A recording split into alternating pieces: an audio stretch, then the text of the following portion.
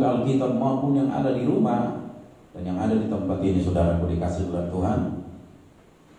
Ya, saya berdoa Bapak Ibu Saudara tetap dalam lindungan Tuhan, diberikan kekuatan dan kesehatan. Ya. Yohanes 4 ayat 39 sampai 42 kita akan baca bersama-sama ya, dengan ikuti tanda baca yang ada, enggak usah terlalu terburu-buru. Yohanes 4 ayat 39 sampai 42. 1 2 3. Dan banyak orang Samaria dari kota itu telah menjadi percaya kepadanya karena perkataan perempuan itu yang bersaksi, ia mengatakan kepadaku segala sesuatu yang telah kuperbuat. Ketika orang-orang Samaria itu sampai kepada Yesus, mereka meminta kepadanya supaya ia tinggal kepada mereka, dan ia pun tinggal di situ 2 hari lamanya. Dan lebih banyak lagi orang yang menjadi percaya karena perkataannya. Dan mereka berkata kepada perempuan ini, kami percaya, tetapi bukan lagi karena apa yang kau katakan, sebab kami sendiri telah mendengar dia, dan kami tahu bahwa dialah benar-benar juru selamat dunia. Yang percaya katakan amin. Saudaraku yang dikasih dalam Tuhan, kalau kita baca di dalam ayat 1, saudaraku dikasih dalam Tuhan, kalau dalam tradisi dikatakan orang Samaria itu tidak bergaul dengan orang Yahudi. Jadi saudaraku dikasih dalam Tuhan, kalau saudara bisa baca, di sana diceritakan, saudaraku dikasih dalam Tuhan, ketika Yesus sampai di sumur di Samaria, dia bilang, berikan aku minum. Terus perempuan ini berkata kepada Yesus, bukankah kamu tidak tahu bahwa orang Samaria tidak bisa bergaul dengan orang Yahudi? Saudaraku dikasih dalam Tuhan, artinya saudaraku dikasih dalam Tuhan, banyak orang yang akan percaya kepada Tuhan, orang-orang yang belum percaya kepada Tuhan. Sekarang ini saudaraku dikasih dalam Tuhan, di dalam masa kesulitan ini orang pasti butuh Tuhan. Sampai kapanpun manusia itu tidak akan pernah tidak mengalami namanya kebutuhan Tuhan untuk Tuhan. Dia, saudara dan saya pasti butuh Tuhan. Enggak ada orang yang berkata di sini aku enggak butuh Tuhan. Pasti enggak ada. Sehebat apapun pangkatmu, sekaya apapun engkau, sehebat apapun kau, apapun yang kau miliki, percaya engkau butuh Tuhan. Itu sebabnya saudaraku, orang yang butuh Tuhan harus cari Tuhan. Saudaraku, Tuhan datang ke dunia ini untuk mencari saudara dan saya. Itu saking kasihnya Tuhan kepada saudara dan saya. Kalau saudara dicari, begitu saudaraku, begitu luar biasa Tuhan mengasihi saudara dan saya. Terus kasih itu tidak bersambut, saudara adalah orang-orang yang paling malang di dunia kalau saudara tidak percaya kepada Yesus. Dialah jalan satu-satunya ke surga, tidak ada jalan lain. Alkitab mencatat, tidak ada yang sampai kepada Bapa kalau tidak melalui Aku. Itu kata Tuhan. Dan dikatakan saudaraku dikasih dalam Tuhan ayat 42. Dan mereka berkata kepada perempuan itu, kami percaya, tetapi bukan lagi karena apa yang kau katakan. Saudaraku dikasih dalam Tuhan, seorang perempuan Samaria yang tidak percaya dengan Tuhan, ketika dia bertemu dengan Yesus, sesuatu dirubahkan. Orang yang tidak mengenal Tuhan, begitu dia ketemu Tuhan, dia akan haus. Sama seperti saudara orang yang cinta mula-mula kepada Tuhan. Bagaimana rasanya saudaraku? Pengen terus bertemu. Orang yang mengenal Tuhan dengan benar, dia akan mencari terus dan mencari dan mencari. Perempuan ini, begitu dia dapat keselamatan, dia ceritakan kepada orang-orang di sekitarnya. Dan orang-orang di sekitarnya, saudara dikasih dalam Tuhan, saya katakan, perempuan ini baru bertobat, tapi dia berani bersaksi kepada orang. Dan dia terima, dan dia saksikan kepada orang. Dan orang-orang di sekitarnya dan percaya. Begitu dipercaya saudara dikasih dalam Tuhan, orang-orang di sekitarnya berkata seperti ini. Coba dengar, dikatakan. Dan mereka berkata kepada perempuan ini, kami percaya, tetapi bukan lagi karena apa yang kau katakan. Jadi saudaraku dikasih dalam Tuhan, orang bisa bercerita tentang Tuhan, Tapi orang yang mendengar tentang kesaksian, tentang bagaimana itu Tuhan, orang itu merespon dengan baik dan dia percaya. Ketika dia dikatakan begini, saudara, coba, sebab kami sendiri telah mendengar dia dan kami tahu bahwa dialah benar-benar juru selamat dunia.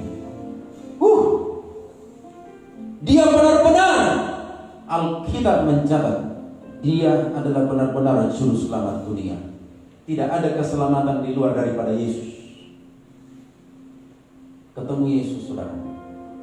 Orang yang belum percaya, belum terima Yesus dengan sungguh-sungguh, hari ini kau buka hatimu lebar-lebar dan katakan, ini aku Tuhan Yesus.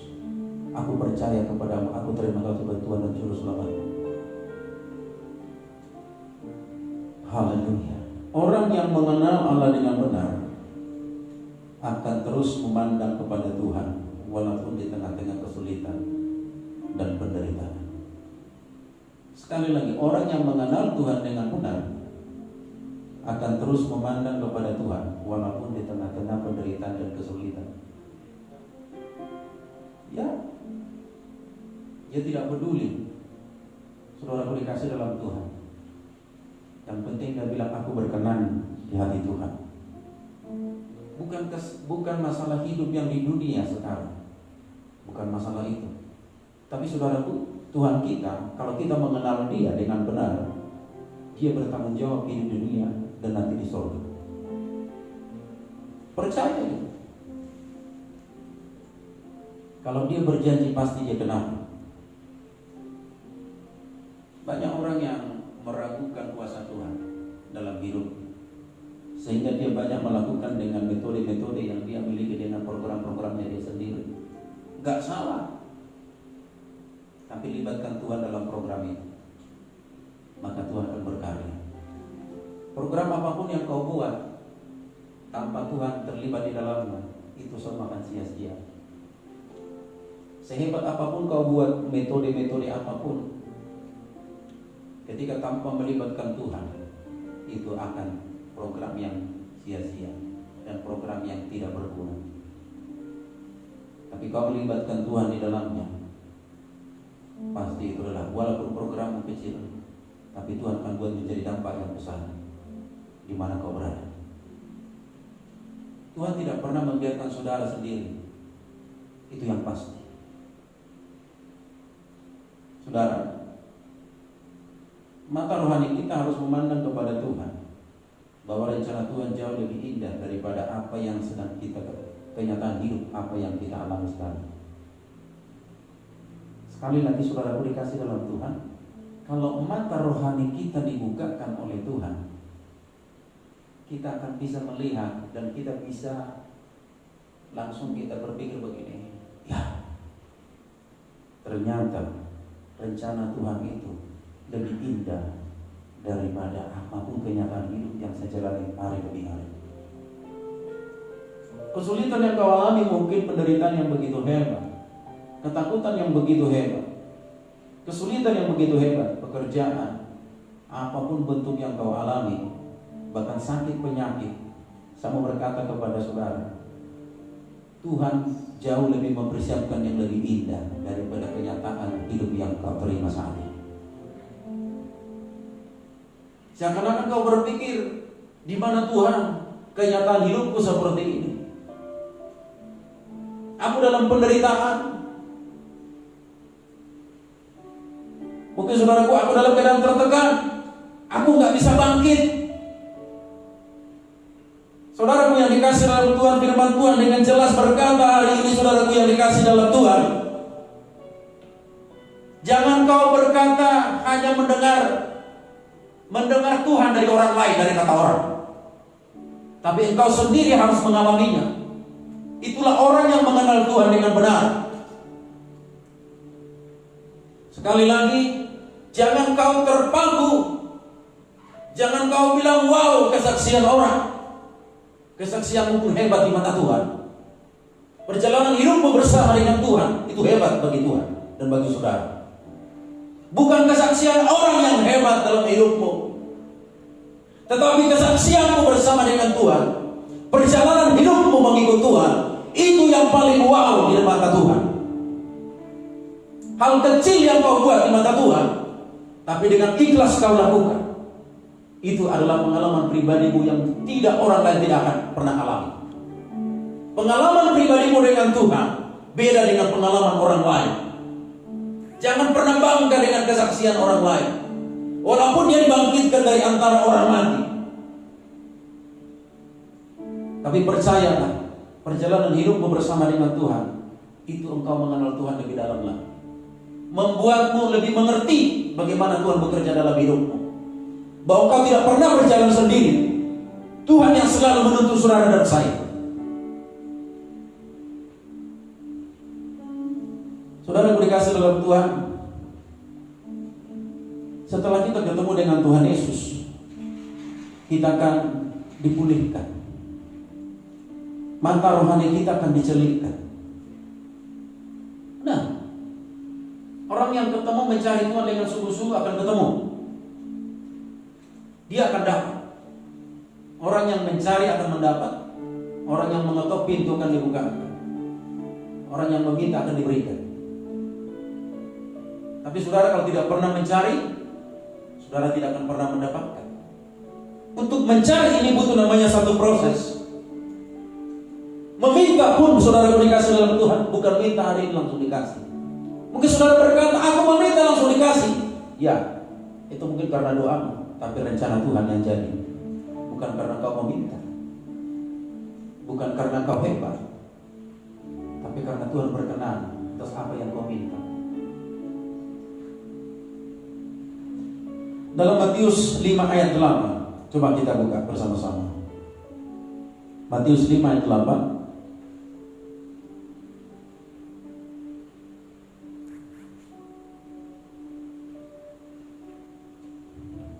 Kita akan baca bersama-sama. Kalau orang ketemu Tuhan Yesus, mata rohaninya, mata hatinya akan dibukakan. Matius 5 ayat 8, 1, 2, 3. Berbahagialah orang yang suci hatinya, karena mereka akan melihat Allah. Jadi kalau orang hatinya sudah dibukakan, dicelikkan oleh Tuhan, dia akan mengenal Allah dengan benar. Mata rohaninya memandang masalah dia akan berbeda. Setiap ada masalah yang dihadapi, dia tidak akan memandang itu sebagai sesuatu yang sangat menakutkan. Tetapi dia akan berkata, lewat masalah ini Tuhan akan berkarya lewat hidupku. Tuhan akan nyatakan kuasanya. Jadi saudara dikasih dalam Tuhan, orang yang mengenal Tuhan dengan benar akan memiliki pengalaman yang intim dengan Tuhan, bukan karena pengalaman orang lain. Sekali lagi saya katakan saudaraku, orang yang mengenal Tuhan dengan benar akan memiliki pengalaman yang intim dengan Tuhan, dan bukan pengalaman orang lain yang diceritakan. Jangan bangga menceritakan pengalaman orang lain, tapi ceritakanlah pengalamanmu bersama dengan Tuhan. Saudaraku dikasih dalam Tuhan, kalau kita berhubungan intim dengan Tuhan, kita akan memiliki pengalaman-pengalaman yang begitu indah, yang tidak bisa diceritakan dengan kata-kata. Pengalamanmu tidak akan pernah sama dengan pengalaman orang lain bersama dengan Tuhan. Cara Tuhan menolong saudara dan saya sangat berbeda, tetapi Dia Allah yang sama, Allah yang sanggup melakukan segala perkara. Itulah orang yang mengenal Tuhan. Kalau kau memiliki pergumulan persoalan yang begitu berat, terus kau mundur, berarti saudaraku dikasih dalam Tuhan, imanmu belum begitu kuat. Sekarang bagian yang kelima, saudaraku dikasih dalam Tuhan. Kita sudah bahas karena khotbah ini berseri. Sekarang bagian yang kelima, bagaimana mengenal Allah dengan benar. Yang kelima, saudara, menjadikan mata hatimu terang. Kalau kau mengenal Tuhan dengan benar, mata hatimu itu akan berubah menjadi terang. Kamu tidak akan bisa berkata buruk lagi tentang orang lain. Engkau akan berkata, Tuhan itu baik, Tuhan itu dahsyat. Kau melihat masalah, bukan jadi masalah yang begitu rumit lagi dalam hidup. Engkau akan menjadikan Tuhan itu tempat pengaduanmu di setiap saat. Saya mau katakan kepada saudara, menjadikan mata hatimu terang. Orang yang mata hatinya terang, jika mata hati kita terang, jika mata hati kita dijelikan atau dibukakan, kita dapat mengenal Tuhan dengan benar.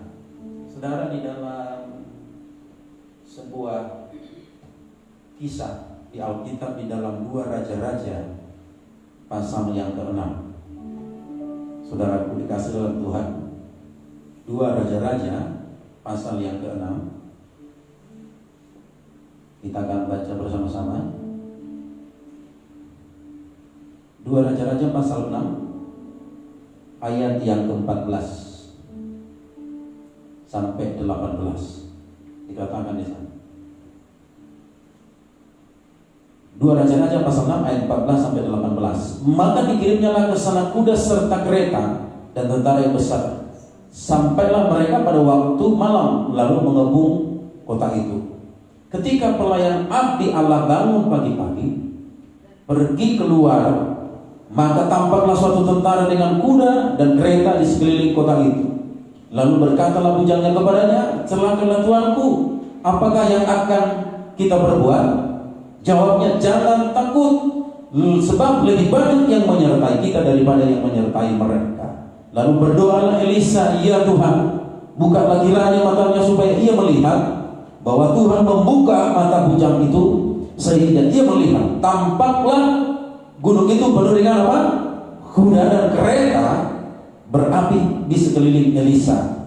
Ketika orang-orang Aram itu turun mendatangi dia, berdoalah Elisa kepada Tuhan, butakanlah kiranya mata orang-orang ini, maka dibutakannya lah mata mereka sesuai dengan doa Elisa. Ini saudaraku sebuah kisah yang menyatakan, saudaraku dikasih dalam Tuhan, ketika pasukan Raja Aram dengan kuda, kereta yang mengepung kota dalam, di mana Elisa dan Gehazi, yaitu hambanya itu berada, saudaraku dikasih dalam Tuhan, dan mereka melihat begitu Gehazi bangun pagi-pagi, dia melihat secara mata jasmaninya ada tentara yang mengelilingi mereka, akan mengepung mereka.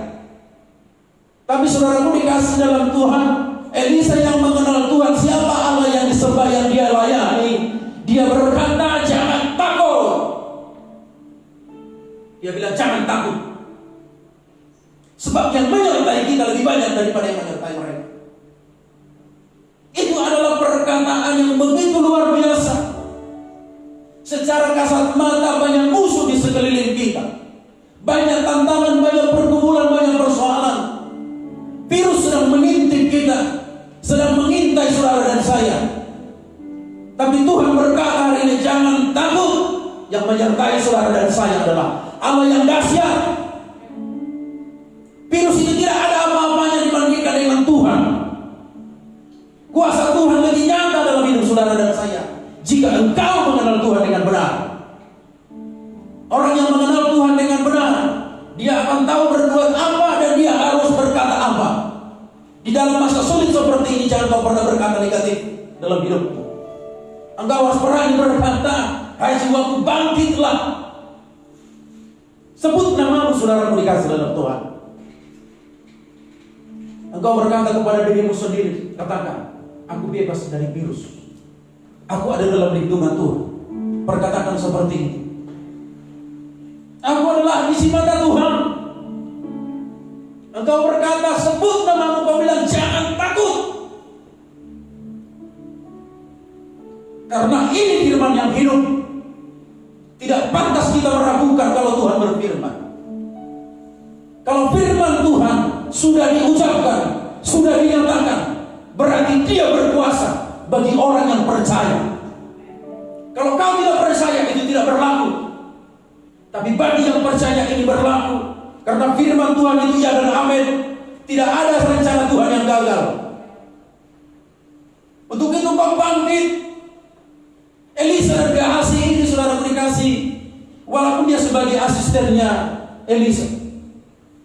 Gehazi melihat dengan mata jasmaninya. Dia melihat musuh begitu banyak. Tapi saudaraku dikasih dalam Tuhan, kalau mata hatinya sudah dibukakan, sudah dicelipkan, melihat musuh itu, melihat masalah, dia akan bilang jangan takut. Yang menyertai kita lebih banyak daripada menyertai orang lain. Orang datang dengan kekuatan badannya, kekuatan dunia, tapi saudara dan saya melawan kekuatan yang ada di dunia ini bersama dengan Tuhan, maka kita akan keluar menjadi pemenang. Jadikan aku bait suci-Mu yang lurus dan yang tiada bersela. Jadikan aku mesbah doa-Mu bagi keselamatan bangsa-Mu. Amin. Saudara dikasih dalam Tuhan, jika kau mengenal Tuhan dengan benar, mata hatimu akan menjadi terang. Orang yang mata hatinya terang, dia akan berbeda.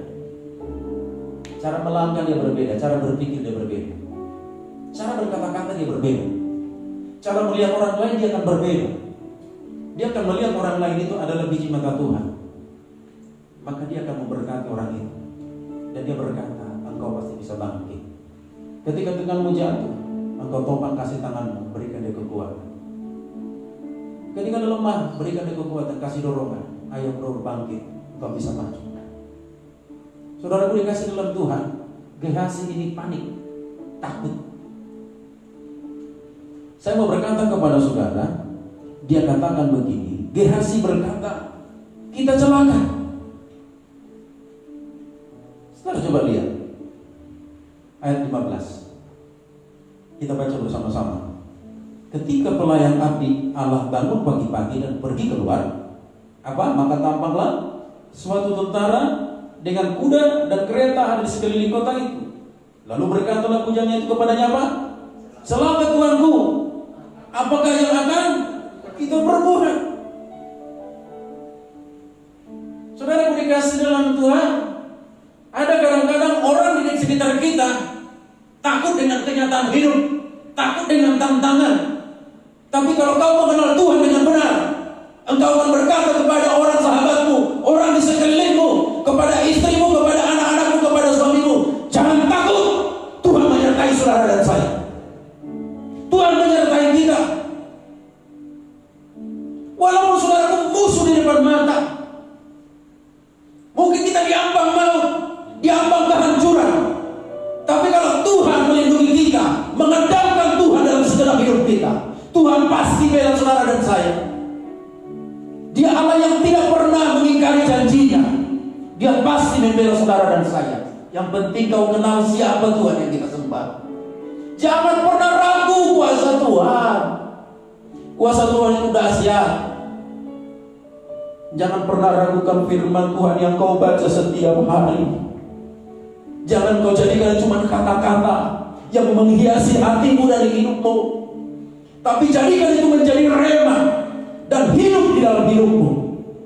Dan kau hidupi dan kau lakukan. Engkau akan menjadi orang yang luar biasa. Walaupun di mata orang lain kau menjadi orang yang biasa-biasa, tidak spesial, tapi di mata Tuhan engkau adalah orang hebat. Karena Tuhan yang menyertaimu, Tuhan yang membuat engkau berdiri, Tuhan yang mengangkat engkau. Kalau Tuhan berpihak kepada kita, tidak ada yang menjadi lawan kita. Tidak ada yang bisa menjatuhkan engkau. Tuhan akan menopang saudara dan saya. Percayalah kepada Tuhan di tengah kesulitan ini. Kau lihat tanda-tanda zaman ini. Sudah tak lama Tuhan memudahkan. Jadi dikatakan kita celaka. Ada banyak orang berkata, begitu dia lihat masalah, dia bilang kita celaka. Celaka, hancur kita. Hancur, diintimidasi hidupmu, diintimidasi pikiranmu. Karena kenapa? Engkau melihat kenyataan hidup, tapi kamu tidak melihat Tuhan. Engkau harus buka mata rohanimu. Kalau belum dicelipkan dan dibukakan oleh Tuhan, engkau tidak akan bisa melihat Tuhan yang dahsyat dan luar biasa itu. Kalau mata hatimu terang, engkau akan bisa melihat Tuhan yang dahsyat dan luar biasa itu, yang menyertai hidupmu. Jangan pernah berkata, celaka. Lihat saudaraku, celaka Tuhanku, apa yang akan kita perbuat? Apa jawabnya Elisa? Jangan takut. Sama-sama katakan, sebab lebih banyak yang menyertai kita daripada yang menyertai mereka. Dalam pengiringan kita kepada Tuhan, kita perlu berdoa kepada Tuhan. Lihat saudara, kalau saudara nanti baca ini sampai habis, bahwa musuh-musuhnya bangsa Aram ini, saudara dikasih dalam Tuhan, semua matanya dibutakan. Waktu dibutakan, orang berkata kepada Elisa, Bapak, ini musuh-musuh kita mau diapain? Waktu matanya mereka sampai di Samaria, berdoa lagi Elisa kepada Tuhan. Dia bilang, Tuhan bukakanlah mata-mata tentara Raja Aram ini. Dibukakan semuanya. Dan mereka melihat. Dia bilang, loh, kita udah sampai di Samaria. Ini ada apa? Ketika mereka udah sampai di Samaria, ada kesempatan untuk menghabisi musuhnya. Pada waktu itu, bertanya orang-orang di sekitarnya. Dia bilang kepada Elisa, Bapak, ini orangnya musuh mau diapain? Apakah mau dihabisin? Jangan. Baca baik-baik. Alkitab mencatat, dia bilang, kasih mereka makan dan minum sampai kenyang. Setelah itu, lepaskan mereka. Artinya jangan balas kejahatan dengan kejahatan. Kalau orang berbuat jahat, kasih dia makan dan minum, kasih pakaianmu. Firman Tuhan berkata, engkau sama dengan menaruh bala di atas kepala itu. Orang mengenal Tuhan tidak akan pernah membalas kejahatan orang lain.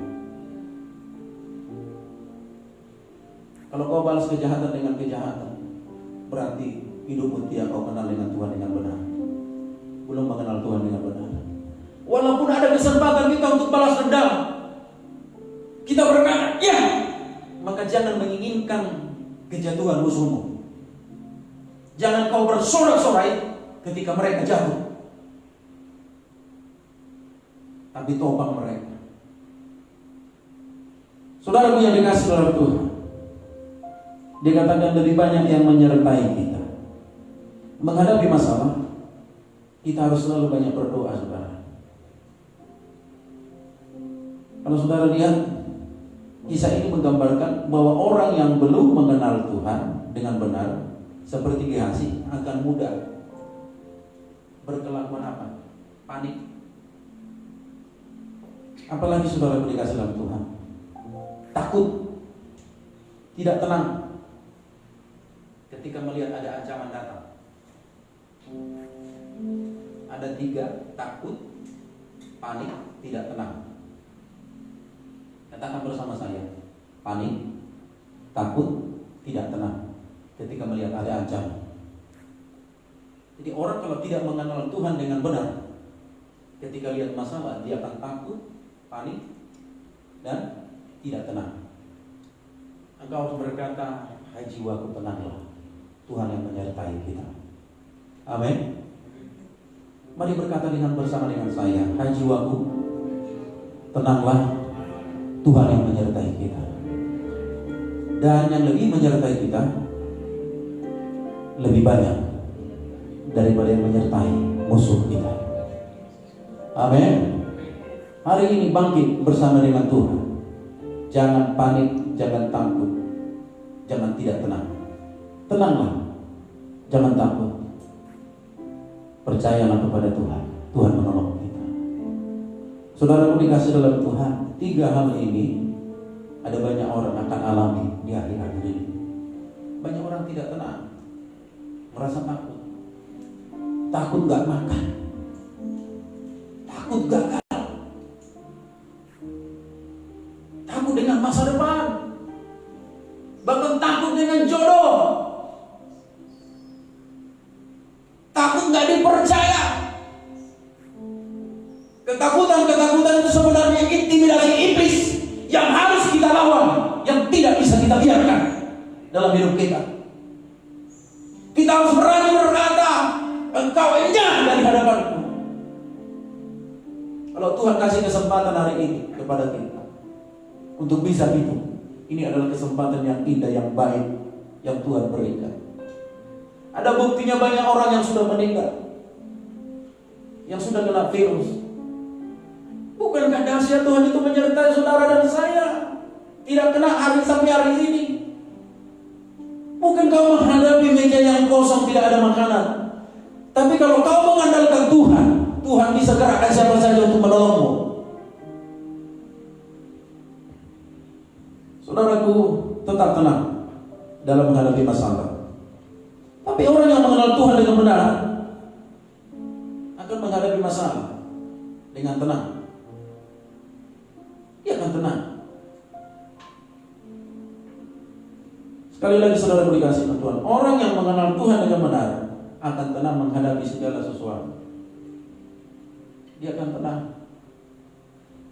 Tenang berarti bukan tidak berbuat baik, tidak berbuat apa-apa. No. Tapi dia bertindak, melakukan bagiannya, dan Tuhan akan melakukan bagiannya. Jangan izinkan Tuhan melakukan bagianmu. Itu artinya saudara menyuruh Tuhan melakukan apa yang saudara mau. Tapi saudara dikasih oleh Tuhan, Tuhan akan melakukan apa yang Tuhan mau. Tapi itu pasti yang indah bagi saudara dan saya. Mari kita berdoa agar Tuhan menerangi setiap pelita hati kita. Kita akan mampu melihat Tuhan lebih besar daripada setiap masalah yang kita hadapi. Amin. Kalau saudara berdoa, buktinya tadi Elisa berdoa. Dia bilang, bukakanlah matanya Gehazi ini supaya dia bisa melihat. Coba saudara beri kasih dalam Tuhan. Kalau saudara bisa melihat tadi 2 Raja-Raja pasal 6 ya, ayat 39. Ya.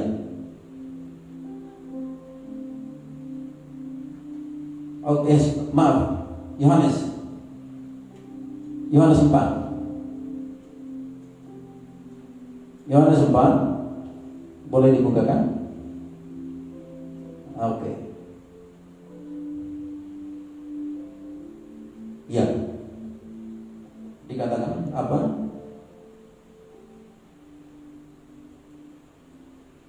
Oh, sorry, ayat ya 2 Raja-Raja tadi, betul saudara beri kasih dalam Tuhan. 2 Raja-Raja tadi. Maaf. 2 Raja-Raja. Iya. Pasal 14. 2 Raja-Raja 6. 14. Ya. Ketika pelayan Abiel bangun pagi-pagi dikatakan jawab takut, lalu berdoalah Elisa. Ayat 17 dikatakan apa? Lalu berdoalah Elisa, ya Tuhan, bukalah kiranya matanya supaya dia melihat. Iya, maka Tuhan membuka mata bujang itu sehingga dia melihat.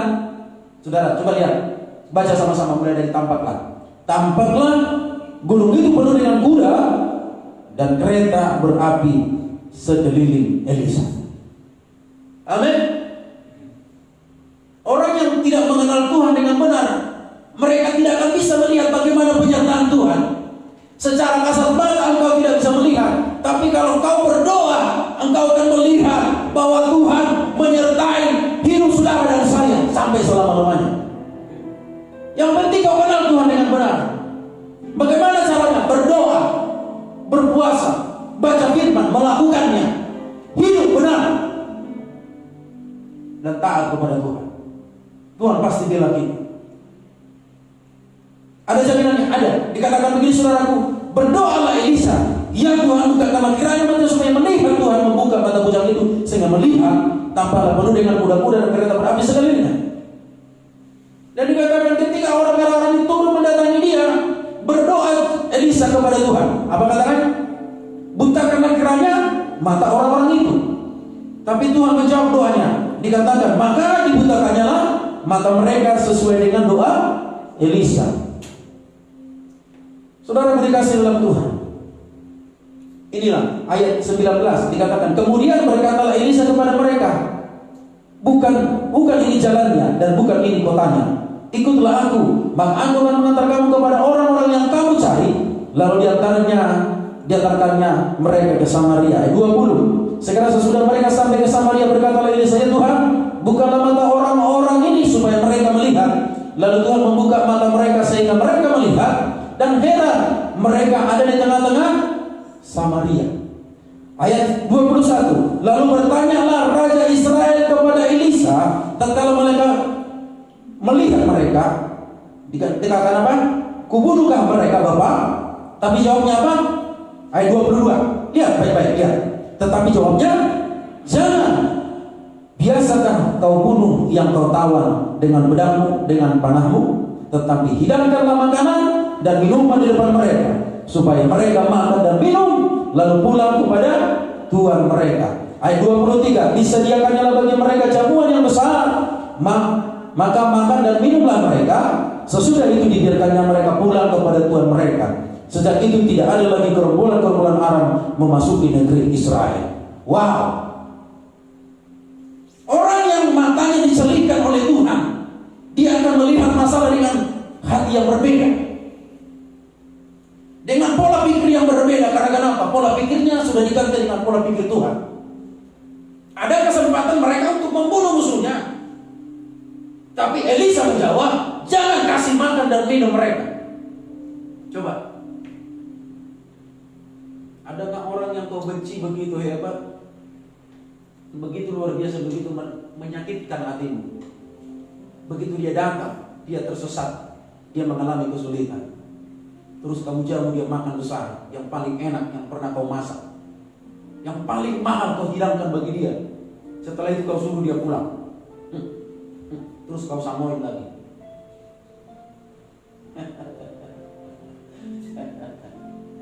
Ketika saya merintis di kebun, ya sudah begitu segini parang saya, dia bertanya, "Ingat wajah siapa?" Saudara dikasih dalam Tuhan, kalau kita mengenal Tuhan dengan benar, kita tidak boleh mendendam. Kita lepaskan kasih dan pengampunan kepada mereka. Biarkan Tuhan yang berperkara bersama dengan mereka. Izinkan Tuhan. Kalau kau izinkan Tuhan, wah, dahsyat buat Tuhan. Kalau kita mereka-rekakan yang jahat bagi mereka, maka kita tidak akan mendapat berkah. Berarti kualitas kita sama dengan mereka. Saya mengatakan kepada saudara, Tuhan akan berperan menggantikan kita. Kalau saudara bisa baca Ayub, ada 2 ayat lagi saudara. Ayub ayat 1. Ayub pasal 1 ayat 6 sampai ayat yang ke-10 dikatakan begini. Pada suatu hari datanglah anak-anak Allah menghadap Tuhan, di antara mereka datang jugalah iblis. Maka bertanyalah Tuhan kepada iblis, "Dari mana engkau?" Lalu jawab iblis kepada Tuhan, "Dari perjalanan mengelilingi dan menjelajah bumi." Lalu bertanyalah Tuhan kepada iblis, "Apakah engkau memperhatikan hamba-Ku Ayub? Sebab tiada seorang pun di bumi yang seperti dia, yang demikian saleh dan jujur, yang takut akan Allah dan menjauh kejahatan." Lalu jawab iblis kepada Tuhan, "Apakah dengan tidak mendapat apa-apa Ayub takut akan Allah? Bukankah engkau yang membuat pagar di sekeliling dia dan rumahnya serta segala yang dimilikinya? Apa yang dikerjakan telah kau berkati, dan apa yang dimilikinya makin bertambah di negeri itu." Ayat yang ke-10 dikatakan, "Bukankah engkau yang membuat pagar di sekeliling dia dan rumahnya serta apa yang dimilikinya?" Orang kalau kita mengenal, mata rohaninya dibukakan, mata hatinya dicelikan dan dibukakan oleh Tuhan, kita akan melihat ada pagar di sekeliling kita. Amin. Kalau kau mengenal Tuhan dengan benar, ada pagar yang sedang mengelilingi hidupmu, anak-anakmu, pekerjaanmu, bisnismu, pelayananmu, keluargamu. Tuhan akan pelihara. Karena kenapa? Tuhan yang membuat pagar, Tuhan yang melindungi. Tidak ada yang bisa menjamahnya. Maka dia bilang, firman Tuhan katakan, kalau Tuhan yang mengangkat, tidak ada yang bisa menurunkan. Percaya itu. Kalau kamu hidup tidak benar, mata hati belum dibukakan, engkau tidak akan bisa melihat pagar itu. Tapi percayalah, ada pagar di sekeliling kita yang dibuat oleh Tuhan. Sengaja dibuat oleh Tuhan. Karena kenapa? Mata Tuhan tertuju kepada orang-orang yang benar. Amin. Jadi saudaraku dikasih dalam Tuhan, pagar yang dibuat Tuhan, yaitu saudaraku orang yang mengenal Tuhan dengan benar, akan mampu melihat pagar perlindungan dari Tuhan.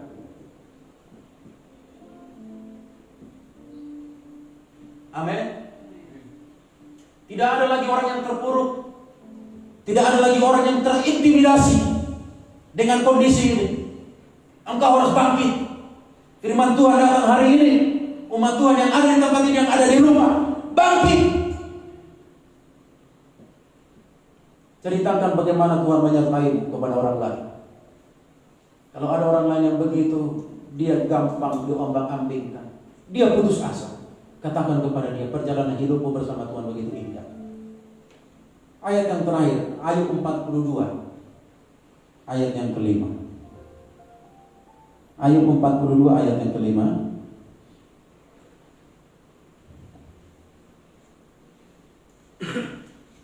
Ayat 42 ayat yang kelima.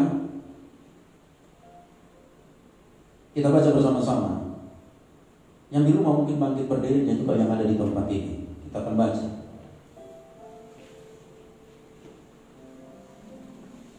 Ayat 42 ayat yang kelima. 1, 2, 3. Hanya dari kata orang saja aku mendengar tentang engkau, tetapi sekarang mataku sendiri memandang engkau. Bukan dari kata orang. Jangan dengarkan perkataan orang. Jangan dengarkan intimidasi orang. Orang lain menginginkan kejatuhanmu, tapi masih Tuhan, saudara, masih mengasihimu.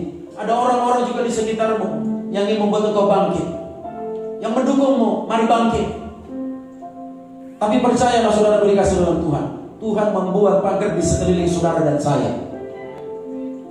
Lebih banyak yang menyertai kita, lebih besar kuasa yang kita miliki daripada roh-roh yang ada dalam